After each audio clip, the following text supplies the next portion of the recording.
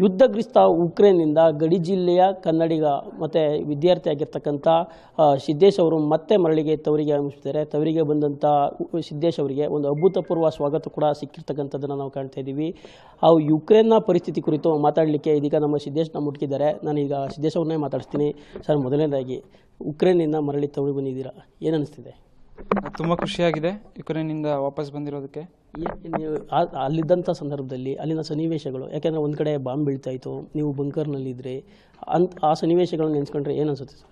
Situation ತುಂಬ critical ಆಗಿತ್ತು, ತುಂಬ ಭಯ ಇತ್ತು, ಏನಾಗುತ್ತೋ ವಾಪಸ್ ಹೋಗ್ತೀವೋ ಇಲ್ವೋ ಅಂತ. ಬಟ್ ಈಸಿಯಾಗಿ ಬಾರ್ಡರ್ ಕ್ರಾಸ್ ಮಾಡಿ ಇವಾಗ ಇಂಡಿಯನ್ ಎಂಬಸಿ ಸಹಾಯದಿಂದ ಎವ್ಯಾಕ್ಯುಯೇಷನ್ ಆಗಿ ಇಲ್ಲಿ ಬಂದಿದ್ದೀವಿ. ತುಂಬ ಖುಷಿ ಆಗ್ತದೆ ಸರ್. ನೀವು ಉಕ್ರೇನಲ್ಲಿದ್ದಂಥ ಸಂದರ್ಭದಲ್ಲಿ ಬಾರ್ಡರ್ ಕ್ರಾಸ್ ಮಾಡಲಿಕ್ಕೆ ಭಾರತ ಸರ್ಕಾರದ ಏನೋ ನೆರವು ಸಿಕ್ಕಿತ್ತಾ ಅಥವಾ ಏನೋ ಸಿಕ್ಕಿಲ್ವಾ, ಹೇಗೆ ಸರ್? ಅದ್ರ ಬಗ್ಗೆ ಏನು ಹೇಳ್ತೀರಾ? ಬಾರ್ಡರ್ ಕ್ರಾಸ್ ಮಾಡೋವರೆಗೂ ಯಾವುದೇ ಸ್ಟೂಡೆಂಟ್ಗಾಗಲಿ ಇಂಡಿಯನ್ ಎಂಬಸಿ ಕಡೆಯಿಂದ ಅಷ್ಟೊಂದು ಹೆಲ್ಪ್ ಆಗಿಲ್ಲ. ಬಟ್ ಬಾರ್ಡರ್ ಕ್ರಾಸ್ ಆದಮೇಲೆ ಅವರೇ ಕಂಪ್ಲೀಟಾಗಿ ನಮ್ಮ ಫುಡ್ ಎಲ್ಲ ನೋಡಿಕೊಂಡು ಅವರು ಇಂಡಿಯಾವರೆಗೂ ಎವ್ಯಾಕ್ಯುಯೇಟ್ ಮಾಡಿಬಿಟ್ಟಿದ್ದಾರೆ. ಸರ್, ನೀವು ಉಕ್ರೇನ್ಲಿದ್ದ ಸಂದರ್ಭದಲ್ಲಿ ಇಂಡಿಯನ್ ಎಂಬಸಿಯವರು ನಿಮ್ಮ ಸಂಪರ್ಕ ಮಾಡ್ತಕ್ಕಂಥದ್ದು, ನಿಮ್ಗೆ ಬೇಕಾದಂಥ ಎಲ್ಲ ಸೌಲಭ್ಯಗಳು ಒದಗಿಸಿಕೊಡ್ತಕ್ಕಂಥದ್ದು ಆ ಥರ ಏನಾರು ಕೆಲಸ ಮಾಡಿದ್ರೆ ಅಥವಾ ಇಲ್ವಾ? ಎಂಬಸಿಯವರು ಟ್ವಿಟರ್ ಅಕೌಂಟಲ್ಲಾಗಲಿ ಫೇಸ್ಬುಕ್ ಅಕೌಂಟಲ್ಲಾಗಲಿ ಅಡ್ವೈಸರಿ ಹಾಕ್ತಾ ಇದ್ರು. ಸೊ ಅದನ್ನು ನಾವು ಫಾಲೋ ಮಾಡ್ತಾ ಇದ್ವಿ ಅಷ್ಟೇ. ಅದು ಬಿಟ್ಟು ಬೇರೆ ಅಷ್ಟೊಂದು ಸಹಾಯ ನಮ್ಮ ಕೈ ಆಗಿಲ್ಲ. ಸರ್, ಯುದ್ಧ ಬಾಂಬರ್ಗಳಿರ್ಬೋದು ಮತ್ತು ಟ್ಯಾಂಕರ್ಗಳಿರ್ಬೋದು ಎಲ್ಲ ಸಂದರ್ಭದಲ್ಲಿ ಬೀಳ್ತಾ ಇತ್ತು. ಆ ಸಂದರ್ಭವನ್ನು, ಸಿಚುವೇಶನನ್ನು ಕಲ್ಪನೆ ಮಾಡಿಕೊಂಡ್ರೆ ಏನು ಅನಿಸುತ್ತೆ ಸರ್ ನಿಮಗೆ? ಡೈರೆಕ್ಟಾಗಿ ನಾವು ಏನು ಅಷ್ಟೊಂದು ನೋಡಿಲ್ಲ, ಬಟ್ ಬಂಕರ್ಸಲ್ಲಿ ಇರಬೇಕಾದ್ರೆ ಸೌಂಡ್ಸ್ ಕೇಳ್ತಾ ಇತ್ತು ಅಷ್ಟೇ.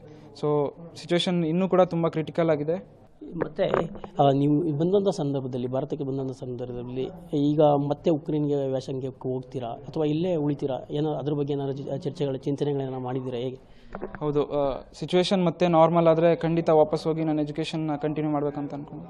ಈಗ ಉಕ್ರೇನ್ನಿಂದ ಬಂದಂಥ ಒಂದು ಸಿದ್ದೇಶ್ ಅವರು ಮಾತಾಡಾಗಿರ್ತಕ್ಕಂಥದ್ದು, ಇದ್ರ ಜೊತೆಗೆ ಅವರ ತಂದೆ ಕೂಡ ನಮ್ಮ ಮುಟ್ಟಿದ್ದಾರೆ, ಅವ್ರನ್ನ ಮಾತಾಡ್ತಕ್ಕಂಥ ಮಾತಾಡ್ತೀನಿ. ಈಗ ಮರಳಿ ನಿಮ್ಮ ಮಗ ತವರಿಗೆ ಬಂದಿದ್ದಾರೆ, ಮನೆಗೆ ಬಂದಿದ್ದಾರೆ, ಏನು ಅನಿಸ್ತಿದೆ ಸರ್?